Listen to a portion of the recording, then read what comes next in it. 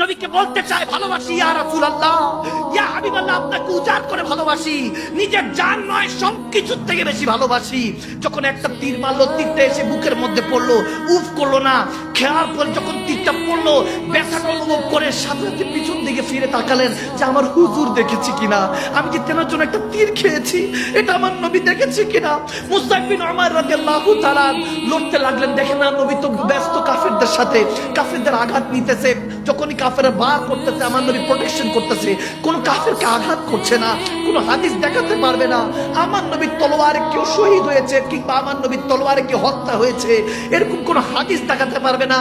রাহমাতুল লিল আলামিন নবী নিজে কষ্ট পেয়েছেন কিন্তু উম্মতকে কষ্ট দিতে দেন নাই। সেই উম্মত আমরা নাদান হয়ে গিয়েছি, আমরা সেই উম্মতটা বেগান বিন উমার আমার নবীকে প্রোটেকশন করছে, আমার নবীকে বুঝাতে চাচ্ছে ইয়া রাসূলুল্লাহ আপনাকে ভালোবাসি, আপনাকে ভালোবাসি।